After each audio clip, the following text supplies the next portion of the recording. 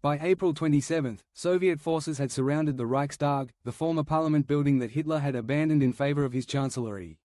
Though it had not served as a seat of government since 1933, the Reichstag remained the symbolic heart of Nazi power in Berlin. Stalin had made it clear, it was to be taken and the red flag raised above it, no matter the cost. The defenders, a fanatical mix of foreign SS volunteers, Waffen-SS, and radical Hitler youth, had dug into the ruins around the Reichstag. They were hopelessly outnumbered, low on ammunition, and cut off, but they fought with the desperation of men who knew what awaited them if they surrendered.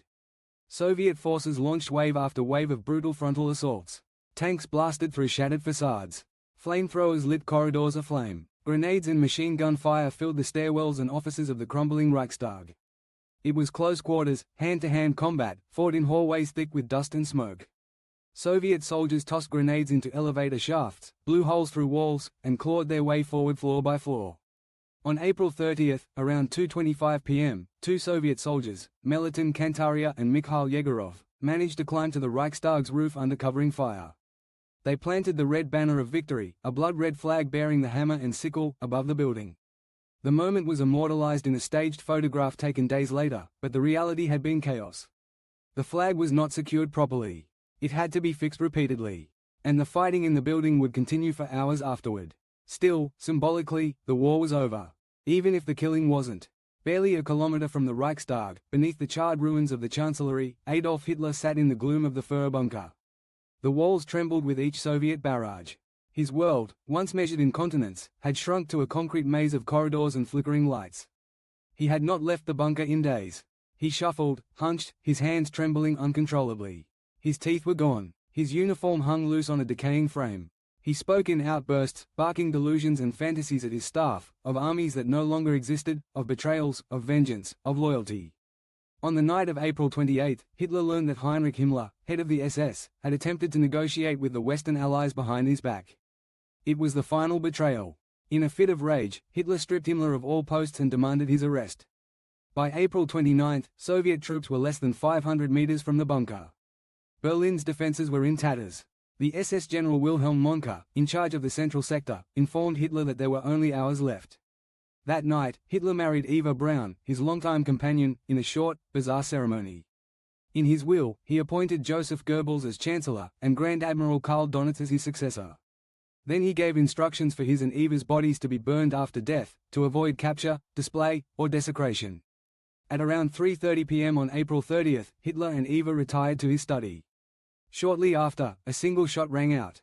When staff entered the room, they found Hitler slumped on the couch, a pistol in his hand, a bullet through his temple. Eva lay beside him, dead by cyanide. The 1,000-year Reich had ended not with a bang, but with a suicide in a bunker surrounded by rubble. Their bodies were hastily burned in the Chancellery garden as Soviet shells landed nearby. Even with Hitler dead, the fighting did not stop. Joseph Goebbels, now Chancellor of the crumbling Reich, refused Soviet demands for unconditional surrender. He clung to hope, or perhaps madness, that Germany might still be saved by a last-minute intervention from Wenck's 12th Army to the west. But Wenck's army was no longer a functioning force. It had diverted to assist encircled German troops further from Berlin and had no means, or will, to fight its way to the capital. On May 1, as Soviet forces stormed the Tiergarten and captured key subway stations, Goebbels poisoned his 6 children in the bunker with cyanide and then had his wife Magda kill herself beside him. Shortly after, Goebbels ordered his body burned. The last of Hitler's inner circle were gone. On May 2, at 6 a.m., General Weidling contacted Soviet forces with the intention to surrender. That afternoon, the remaining defenders in Berlin laid down their arms. Silence fell. In the words of General Vasily Chuikov, commander of the Soviet 8th Guards Army, the flame of the Second World War was quenched where it had begun. The Battle of Berlin had lasted just 2 weeks, but in that time, over 1.5 million Soviet troops had assaulted the city. The Red Army suffered 78,000 dead and 274,000 wounded in those final days. The Germans lost between 90,000 to 100,000 soldiers. Another 125,000 civilians were killed, many by shelling, starvation, or suicide. Entire city blocks had been obliterated. The Reichstag, the Brandenburg Gate, and the Chancellery lay in ruins. Water, food, and power were gone. Diseases spread rapidly in the makeshift shelters and cellars. But the physical destruction paled in comparison to the psychological trauma. The mass rapes, the suicides, the sudden collapse of all authority, these scarred the soul of the city in ways no rebuilding could ever fix. Still, to many Berliners, there was one small consolation: the war was finally over. At 3 a.m. on April 16, 1945, the night sky turned to day. The final Soviet offensive had begun. Across a 30-kilometer stretch of the Oder front, over 9,000 guns and thousands of rocket launchers opened fire in the most intense artillery barrage in history up to that point. Shells rained down on the Seelow Heights, the main defensive barrier protecting Berlin from the east. Explosions lit up the sky like a thunderstorm. The ground shook. Entire forests were flattened. From miles away, Berliners could hear the roar. Some thought it was an earthquake. Others simply knew the end had begun. Soviet searchlights swept the darkness to blind the enemy, but the tactic backfired. The smoke from the shelling reflected the light and illuminated Soviet positions instead, making them visible targets. And the defenders were not where the Soviets thought they would be. General Heinrici, anticipating the bombardment, had pulled back his frontline troops the night before. The result, the Soviet barrage hit mostly empty trenches. When Red Army infantry began advancing across the waterlogged fields below the heights, they ran straight into concentrated German fire. Machine guns, mortars, hidden tanks, thousands were cut down before they reached the first slope. Still, they advanced. Wave after wave of infantry, followed by tanks, engineers, and sappers, charged into a hellscape of mud, mines, and gunfire. The battle quickly devolved into chaos. Soviet tanks became bogged down in the flooded plains. Units lost contact. Some were shelled by their own artillery. Zhukov, watching from a forward observation post, fumed. In desperation, he committed his tank armies prematurely, before artillery and infantry had cleared the way. The result was disaster. Tanks jammed the roads. Fuel trucks collided. The famed Soviet momentum stalled. Meanwhile, German defenders, many of them young boys and veterans on their last legs, fought like cornered wolves. They knew there was no escape. No surrender. Only vengeance. A German soldier wrote in his diary, "We know we are already dead. But we will make him pay." By the end of the first day, Soviet forces had made almost no progress at Seelow. Casualties were enormous. Zhukov faced failure, and Stalin's wrath. But on the southern flank, Konev's forces had better luck. His tank armies crossed the Neisse River and punched through thin German defenses. By April 18, they were moving toward Berlin from the south, threatening to encircle Heinrici's army. Under pressure, Heinrici began to withdraw. The Seelow line cracked. It took 4 days of relentless fighting, but the Seelow Heights finally fell. The road to Berlin was now open, but it had been paved with 30,000 Soviet corpses.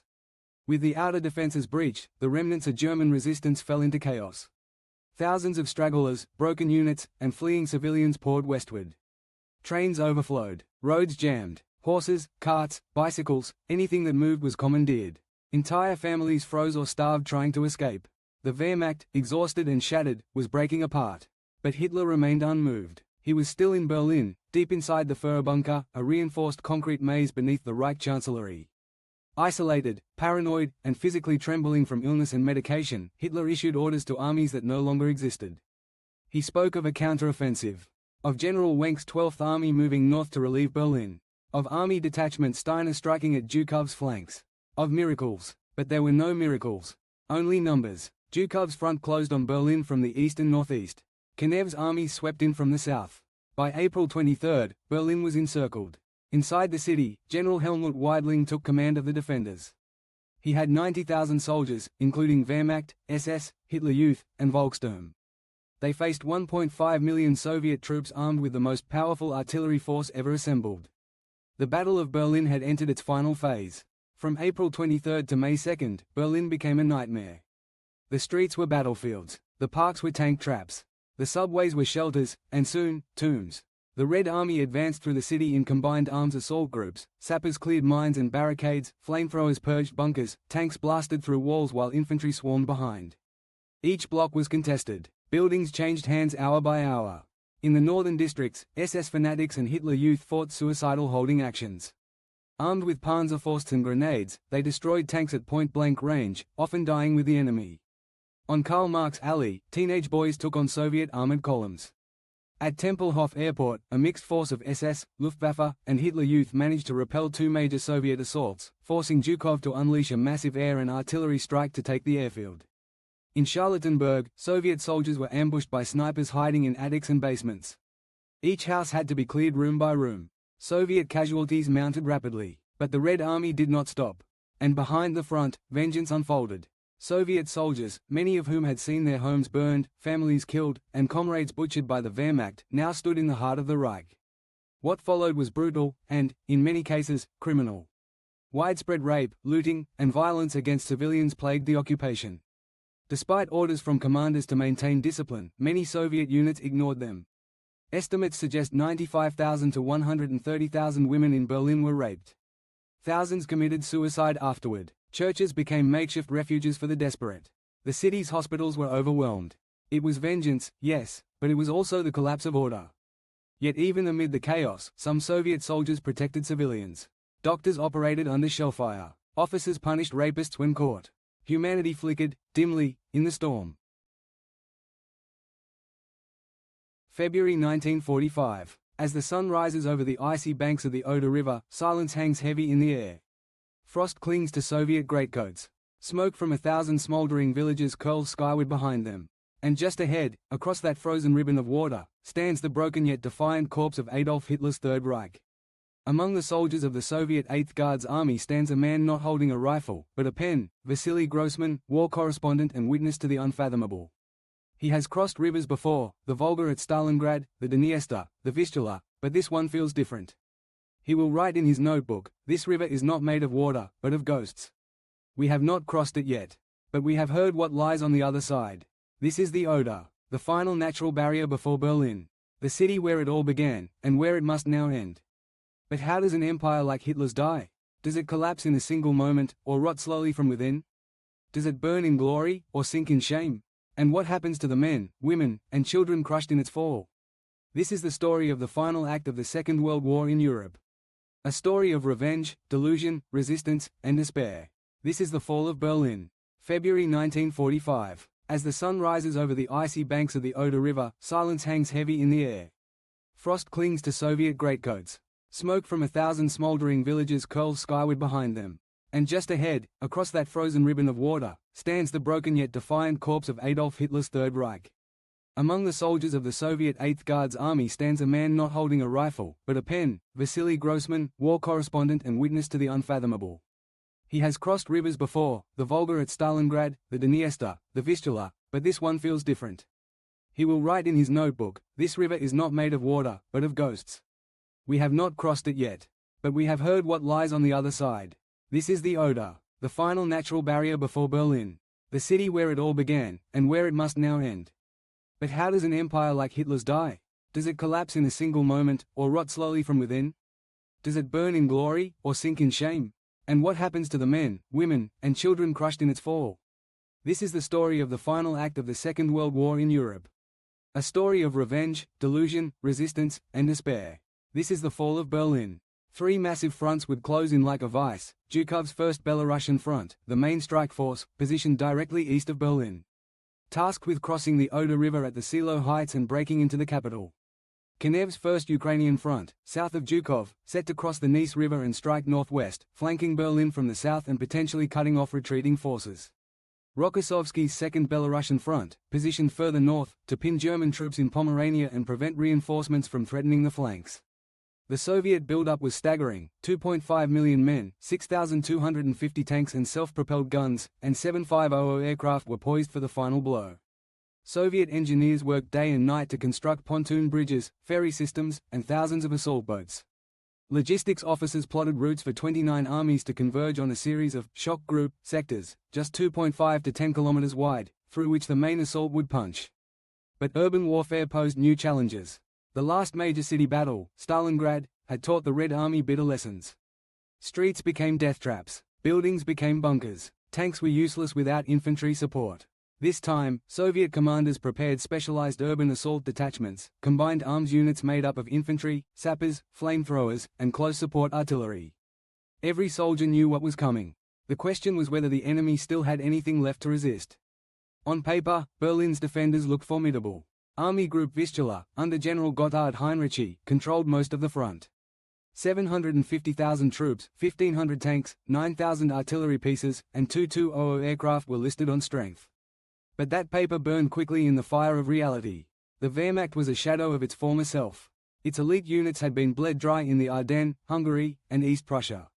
Many of its remaining divisions were made up of undertrained Volkssturm militia, old men and boys with barely functional weapons.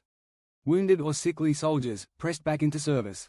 Teenage conscripts from the Hitler Youth, some as young as 12. Foreign SS units, whose loyalty was often to ideology, not tactics. The Luftwaffe, meanwhile, was grounded by fuel shortages. Most tanks sat idle, unable to move for lack of gasoline. Morale was abysmal. Desertions surged. Executions for cowardice became daily occurrences. Yet even now, Hitler refused to accept reality. He ordered his generals to hold every position. Berlin would be defended to the last brick. To inspire courage, Goebbels promised the arrival of Wunderwaffen, miracle weapons, that would turn the tide. Rocket jets, long-range artillery, secret bombs. But for most Germans, these were fantasies. And as April 1945 dawned, the sound of Soviet artillery grew louder with each passing day.